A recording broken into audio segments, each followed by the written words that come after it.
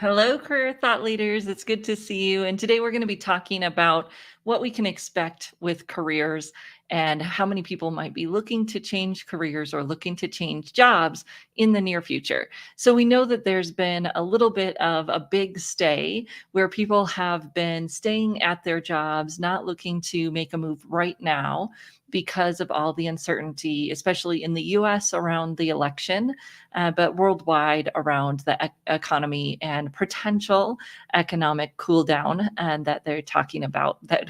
Yeah, saw the phrase today that we're going to have a soft landing, whatever that means. So when we think about what's going on in the economy, and people are holding tight a little bit right now, but just based on data, that can't last. So, what should we do to be prepared to help people be ready to change jobs or change careers in the near future? That's what we're going to be talking about today. I'm going to give you a little bit of data, of course, and then some strategies that you can use to help people change careers. Those of you who are joining us live, say hello. Let us know that you're joining us. We'd love to hear from you as we go through the session today and answer any of your questions. I am going to share this into our Facebook group real quick, and then we'll get going. So say hello, let us know that you're joining us, and we're live talking about careers.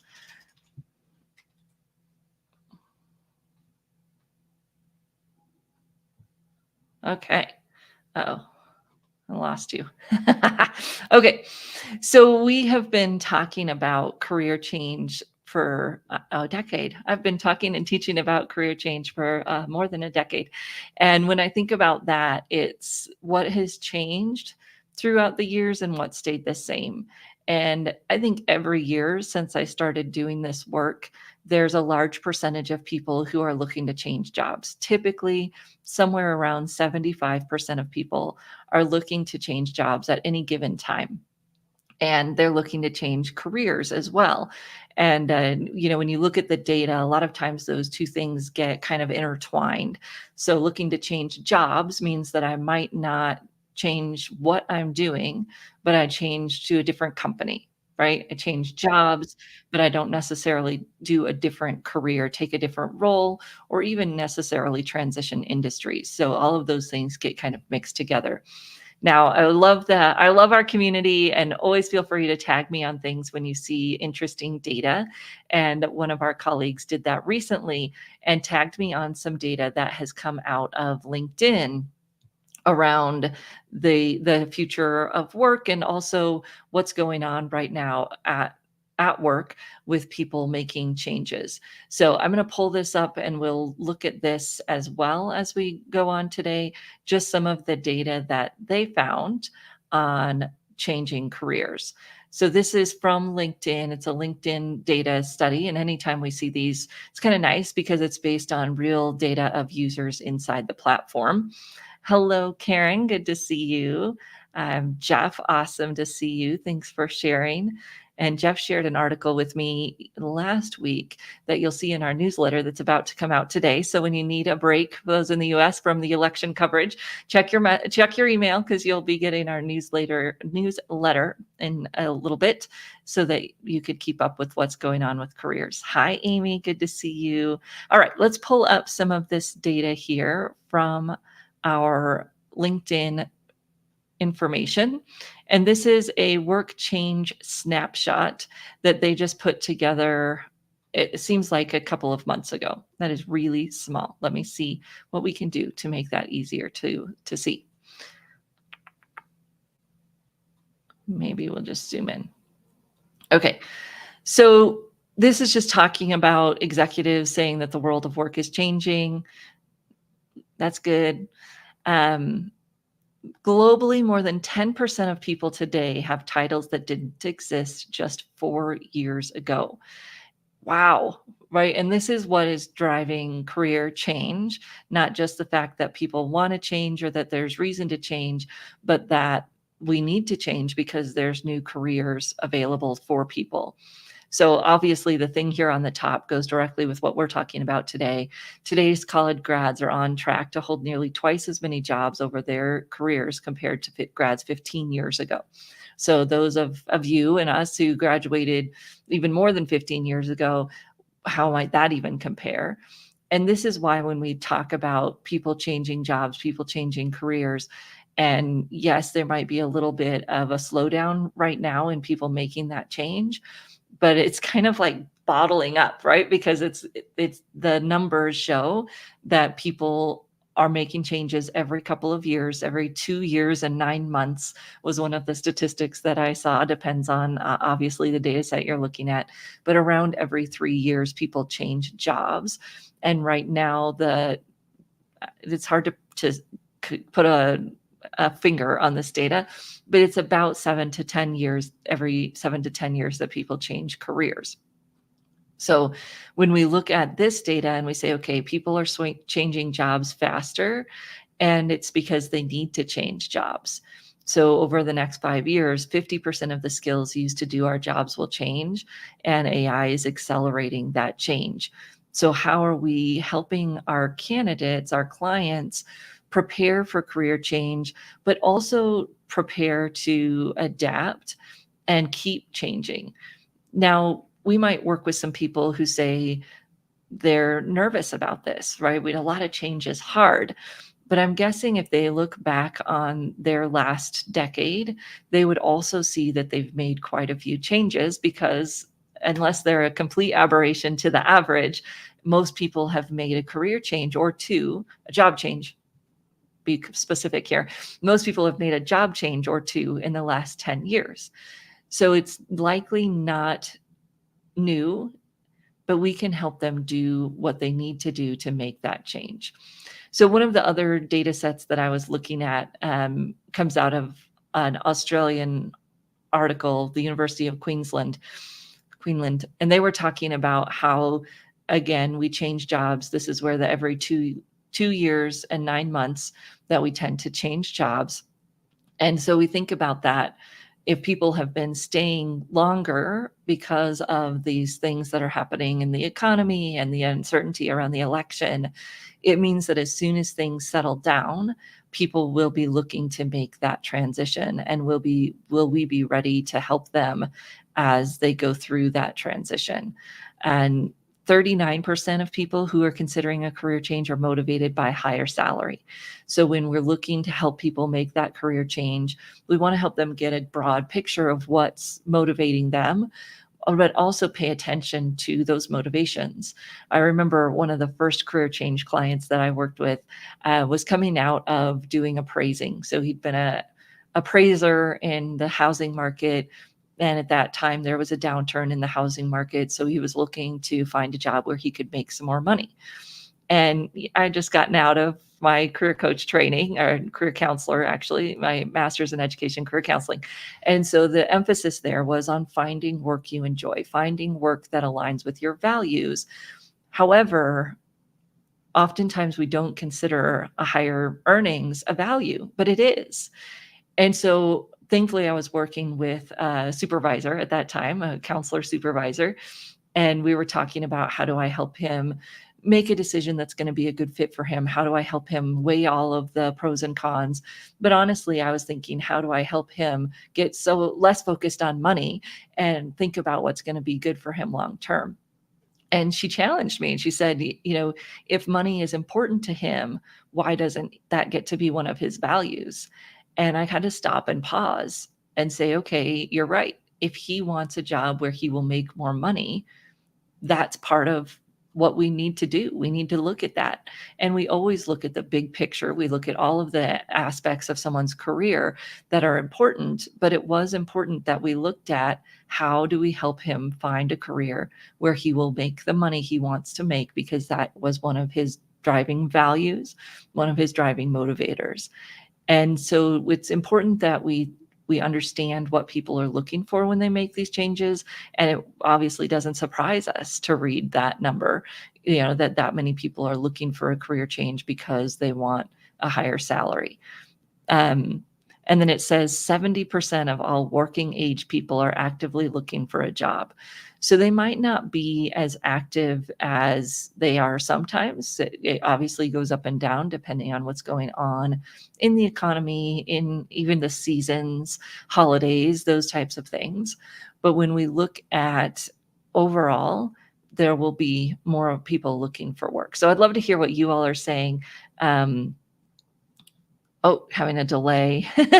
Well, if you're here, if you're still here, I'd love to hear what you've been seeing, people looking to change jobs. Have you seen a lull in the last few months? And, just love to hear what you're saying. Seeing, feel free to share that in the chat. Are we seeing this great stay that people have been talking about for the last few months? And then how are we going to be ready to help folks? I'm going to share a few of our processes with you that we use in the Certified Career Transition Coach program that might be helpful. So we've been teaching this program, like I said, for 10 years. Certified Career Transition Coach program came out of work that I did in the Workforce Center. They were looking to help people make career change decisions faster because they needed to get people to work. And this originally started 2013, 2012, when people were still struggling after the Great Recession. Seems crazy, it took 4 years, but people were still struggling to get back to work or to find jobs they really wanted because they were underemployed at that time. And so we developed a few different programs to help with that. And one of them that I noticed right away coming out of my university work was that there was a little bit of a gap when you started talking about experienced workers and how do you help them not just transition careers based on their interests and skills and some of those things, but also based on their experience, because most of them overwhelmingly did not want to start over with their lives. They didn't want to go back to school. Some of them did, but most of them did not. So how did we leverage their existing skill set to move them forward into a new job? And what came out of that process and my learnings as I worked with folks and then the classes that I was teaching at the Workforce Center was a little bit different model of careers than I had used when I was going through my master's program. And you see some of the same elements here that we know are important. The values, which is the W, what drives me? Why am I looking for what type of work? Then the interests, what industries do I want to work in? This where, right? Where do I want to work? And then the skills, what work do I want to be doing? And those two pieces are critical. I always tell people, especially when they're working on resumes work, if we don't have those two pieces down, it's going to be challenging to get anything else. What do you want to do? Where do you want to work? Which seems like simple questions, but we know that it's not that simple for most of our clients. But then this experience piece on the bottom left, the E, that's the piece that for our experienced workers oftentimes gets left out of the career development process, which seems silly, but that's what I saw. That we'd come in and we'd ask people about their interests, their skills, their dreams. And so I worked with people who'd be having these dreams, but then connecting the dots between what they'd actually done and what they were interested in doing became this huge chasm. And what I found was that when we built experience into the process more, we found opportunities and options that were still dreamy, but also had an opportunity to keep them engaged in the workforce and be something that they could move into a little bit faster. And we're going to talk about that a little bit more next week, because I've got a different model that I'll be sharing with you next week on how we help people be a little bit more thoughtful about why they're changing and what really needs to change, especially when we're looking at a tight economy, a tight job market. How can they be a little bit more thoughtful about what's really needing to change so they don't make a huge change if they don't need to? And that we'll talk about that a little bit more next week. Come join me. But this basic model is what we've been using for quite a while to teach this program, just helping people get the building blocks. And I've talked to so many people. I've talked to clients of other coaches who come and say, I worked with someone for 6 months, even someone who came and said, I worked with someone for a year, and we weren't able to get anywhere because we didn't have any structure. And that's what I love about this process is that it's a structure to walk people through those elements so that you can help them get to where they want to go. You can help them get to what they need and as they move forward in their career. And that's what it's all about. And I know you've all got tools that you're using as well. How can you help people walk through those processes so that they know what they're getting what they need from that process and understand how to put the pieces together, because it's like I said, it sounds simple. What do you want to do and where do you want to do it? But what I've found is that most clients and even quite a few coaches struggle with helping people actually do that and actually get it done. So I was going to bring out one more graphic for you that just kind of puts the pieces together, but we might do that here in a minute. All right. So people are looking to change jobs. They are looking to change careers. We've got, data that just shows over decades that this is a consistent thing and that it's doing nothing but increase in terms of the amount of times that people want to change jobs, want to change careers, or have to perhaps change jobs, have to change careers because the skill sets that they do in their job are shifting. And when we do this with clients, it's so much fun to just help them see you are not stuck with what you've been doing, right? The skills that you have can be packaged to do something else. And when we can help them separate the skills and what they've done from where they've done it, there's such a power in that. And I would encourage you to dig into that with candidates, clients, and just figure out what have they enjoyed doing and how could they separate that a little bit from where it's been done so that they could transition it into something new. Yes, Nancy's saying not a lull, but people staying in jobs for longer than they'd like. Yeah, and we can definitely help people be successful and feel successful in those jobs, even though they might not want to be staying as long as they are. And we can also help them prepare. You think about what would help them start now if they're going to leave in the near future. What are those steps that they could take now to prepare for that next role, whether that's networking, whether that's volunteering to gain a skill that they need outside of work. All of those things can be helpful.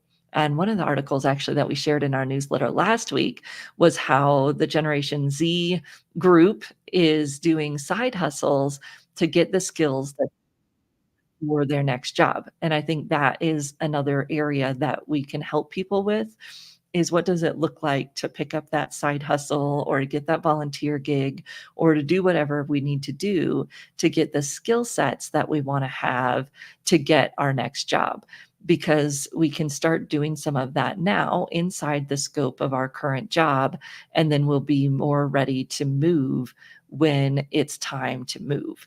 And there's a lot of that work that we could be doing while we still have a job. And I found this other graphic, so we'll put this up here. It's always hard for the computer to go back and forth, but we found it. All right, so this is the basic career transition process that we teach in the CCTC. It's not revolutionary because career change is what it is, but the processes that we've been developing to help do it, as I said, we've been developing over the last 10 years. So helping people figure out that exploration piece, what goals and what are their big rocks, if you will. What are the things that they know they want as they're moving forward, and getting some language around that, getting specific around it so that they can look for it as they start to explore jobs. Then the decision-making process. I've had a lot of fun. I've been teaching a group of actually post-secondary option coaches at a local school district. We've been going through this program with them, and we've been remaking some of our decision-making activities for the high school audience. And I'll be sharing those with our next career transition coach program and all of the folks who have taken it for the last 10 years. And just because they're a lot of fun, and I think they could be adapted for adults, even though we're kind of co-creating them for students. You've got to be able to figure out, what does it look like? What does that next thing look like in reality? And we talk about career research conversations. I hate the term informational interviewing, so I've been correcting students on that for a decade because I really think that the word interview turns off the people that we want to talk to. So I just call them career research conversations or career conversations, and then we go through those decision-making tools. Then once you start to get some ideas of what that next step is going to look like, we need to build a bridge. So we're not standing on the chasm, the edge of a cliff, trying to jump over to that next career. We're thinking about what are the elements that would help us build a bridge there. Might it be a bridge job? Might it be education? Sometimes it'd be networking, volunteering, any of those activities that can help move us from where we are to where we want to be. And a lot of that can be done while people still have a job. If they're thinking about making a career change, they don't have to wait. They don't have to quit to start doing this transition. And I think that can be empowering for them. And oftentimes it makes them happier at their current job. Not that they're going to stay, although sometimes people do choose to stay, but they're just happier because they know there's an option. There's a light at the end of the tunnel. They're getting more clarity around what they want to do. So that's one of the other processes that we share in the program. And it's a lot of fun. So we are going to be sharing a little bit. We're going to be sharing some stories about this program because we're celebrating our 10-year anniversary. But I encourage you, if you work with clients in career transition, or if you're a graduate and you'd love to share your story, we'd love to hear it. But we've worked with hundreds of coaches and given them our processes to help clients through this program. And we'd love to have you. I know that information here that we start on November 18th. And Michelle Carroll and I teach this class together, and we have a lot of fun.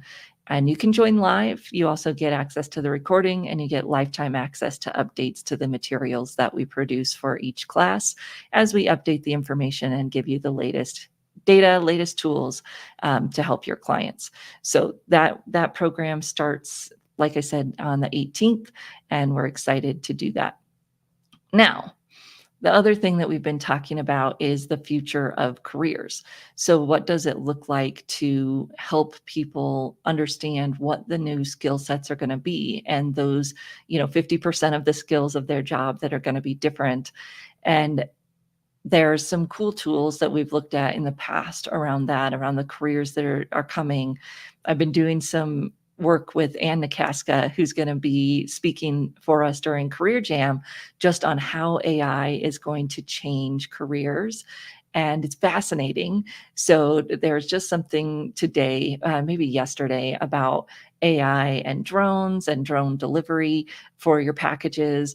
The estimates on that, I just have a hard time comprehending that in just a few years, they estimate that 70% or more of your packages will be delivered by drone instead of by driver. I don't really get that, but if there's any other things that you've heard about how careers are changing because of AI, again, please share those links with me. That's one of the things that not just AI, but other technologies and the biomedical technologies that are coming, where they can create synthetic tissues that will mimic your kidney so that you could get a kidney replacement that is synthetic tissues to match your own. I mean, it's amazing to see how technology is changing careers in all different sectors. And so I'm really excited to hear more about that from Ann during Career Jam, which is next week.